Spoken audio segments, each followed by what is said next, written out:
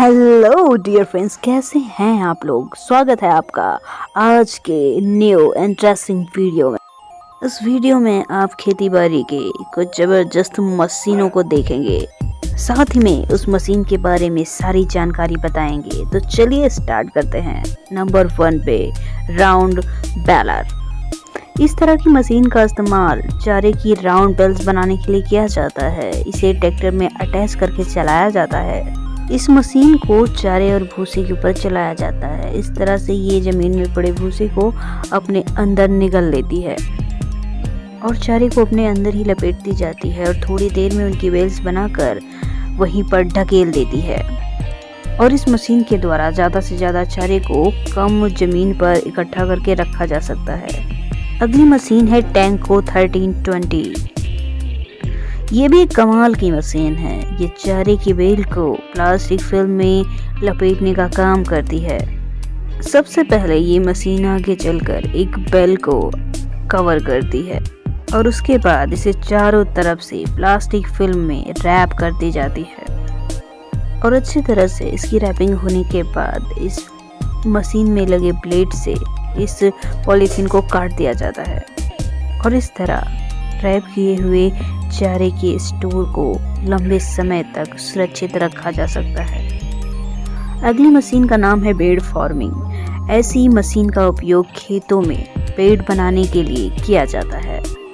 ये मशीनें जमीन में एक उगी हुई सतह का निर्माण करती है और मिट्टी को एक उभरी हुई शेप में ये जमाते जाती है और इसी के बेड के बीच में फसल को बोया जाता है और इससे इनके बीच की लाइन में पानी देना आसान हो जाता है और इस तरह फसलों को इक्वली पानी भी मिलता है।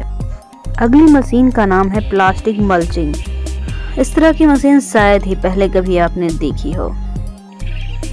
इस मशीन को जब मिट्टी में चलाया जाता है तो ये मिट्टी को प्लास्टिक के फिल्म में कवर करते जाती है और उसके साथ ही ये प्लास्टिक फिल्म में सही जगह होल करके उसमें बीज भी डालती जाती है और इस वजह से मिट्टी का मॉइस्चर लंबे समय तक बरकरार रहता है और इस प्लास्टिक फिल्म के अंदर फसलों को ग्रो होने के लिए एक अच्छा एनवायरनमेंट भी मिलता है। अगली मशीन का नाम है मोबिलर गुली मिक्सचर। इसका इस्तेमाल बायोगैस की स्लरी बनाने में किया जाता है।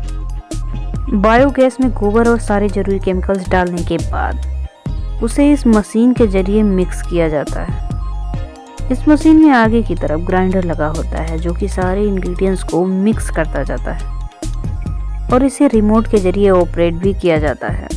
इसे अच्छी तरीके से मिक्स करने के बाद एक बायोगैस स्लरी तैयार हो जाती है। अगली मशीन है बिग बर्ड 747। यह ट्रैक्टर दुनिया का सबसे बड़ा और पावरफुल ट्रैक्टर है। इस ट्रैक्टर की साइज को देखकर आप हैरान हो जाएंगे। ये अकेला ट्रैक्टर 10 नॉर्मल साइज वाले ट्रैक्टर से भी बड़ा है। इसमें 1100 हॉर्स पावर का पावरफुल इंजन लगा हुआ है और इसमें 21 प्लोविंग अटैचमेंट यानी कि हर लगाए गए हैं। ये ट्रैक्टर मात्र 2 मिनट में 1 हेक्टेयर जमीन की प्लोइंग कर सकता है। इसको चलाते समय इसकी जमीन पर मजबूती से ग्रिप बनाने के लिए 3 टायर भी लगाए गए हैं और इसी वजह से ये अच्छी ग्रिप बना पाता है और इतनी हैवी प्लोविंग कर पाता है। ये मशीन है ग्लिच क्लीनर। इस मशीन का उपयोग खेतों के बीच से जाने वाली नहरों और नालियों के बीच में आ जाने वाली घास फूस की सफाई के लिए होता है। हमेशा पानी भरे होने के कारण इन नहरों के किनारों पे हमेशा घासें उगाती हैं। ये बकेट्स जालीदार होते हैं जो कि आसानी से घास को निकाल के फेंक देते हैं और पानी उसी जगह पे रह जाता है। ज़्यादा समय तक इन नहरों की सफाई ना होने के कारण इनमें मिट्टी भी जमा होने लगती है और इसकी गहराई भी कम हो जाती है। इसीलिए इस अंदर की मिट्टी को साफ करने के लिए ये मशीन का उपयोग किया जाता है और इसके अंदर लगे हुए पावरफुल ग्रेजिंग पंप इसके अंदर की गीली मिट्टी को बाहर कुछ इस तरह से निकाल कर फेंक देते हैं। अगली जो मशीन है इसे स्ट्रॉ मास्टर कहा जाता है। ये खेत में मौजूद अनवांटेड घास को या फिर फसल काटने के बाद खेत में बचे हुए कचरे को निकालने का काम भी करती है। इस मशीन अटैचमेंट की चौड़ाई 42 फीट है। इस मशीन के अंदर 2-2 फीट नुकीले कांटे लगाए गए हैं ये खोदते हुए जाते हैं, जिससे कचरा इनके अंदर फंसकर निकलता चला जाता है। इस तरह ये मशीनें मात्र कुछ ही मिनट में बड़े बड़े खेतों से सारे कचरे को निकाल कर फेंक देती है। अगली जो मशीन है इसका नाम है फ्लेम बेडिंग। इसका उपयोग नई फसल लगाने के ठीक पहले किया जाता है, क्योंकि फसल काटने के बाद उनमें कई तरह की घास फूस या फिर उसके अवशेष जमीन में रह जाते हैं। उनको साफ करने के लिए इस फ्लेम बेडिंग मशीन का उपयोग किया जाता है। इस मशीन के उपयोग के बाद मिट्टी में बचा हुआ मॉइस्चर तुरंत ही खत्म हो जाता है और खेत में पाई जाने वाली घास फूस भी उसमें डेड हो जाती है और खेत में अनवांटेड घास भी नहीं उगती, जिससे सारा न्यूट्रिशन फसल को ही मिलता है। अगली जो मशीन है इसका नाम है ऑक्सबो 4334। इसका इस्तेमाल बड़े बड़े घास के मैदान या फिर खेत में उगे अनवांटेड घास फूस को हटाने के लिए किया जाता है। इसमें बड़ी बड़ी ब्लेड्स लगी होती है और ब्लेड्स की चौड़ाई 40 फीट के आसपास होती है। ये मशीनें बड़े बड़े घास के मैदानों को बड़ी जल्दी ही क्लीन कर देती हैं।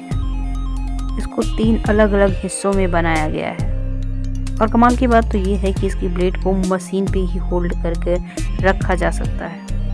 ये घास की सफाई के दौरान घास को एक साइड में रखती चली जाती है। अगली जो मशीन है इसका नाम है रैप टेन। ये एक प्लांट ट्रिमिंग मशीन है। ये मशीन एक ट्रिमर की तरह काम करती है। इसे प्लांट के ऊपर रखकर उसे राउंड शेप में आसानी से ट्रिम किया जा सकता है, जिसे ऑपरेट करना भी काफ़ी ज़्यादा आसान है।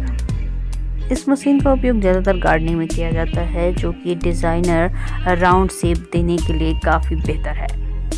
अगली जो मशीन है इसका नाम है मोडेलो A500 LSA।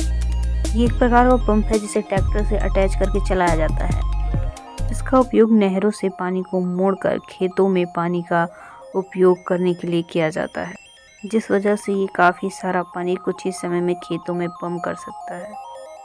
अगली जो मशीन है इसका नाम है रॉक किंग 9600, जिसका इस्तेमाल मिट्टी में बड़े बड़े पत्थरों को उठाने के काम में लिया जाता है। इसमें कुछ रोलर हैंडल्स लगे हुए हैं जो लगातार ऐसे गोल गोल घूमकर सारे पत्थरों को अपने अंदर जमा करते जाते हैं और जब ये कंटेनर पूरी तरह से भर जाते हैं तो इनमें लगी हाइड्रोलिक लिफ्ट की वजह से सारे पत्थर को एक जगह पर इकट्ठा किया जा सकता है।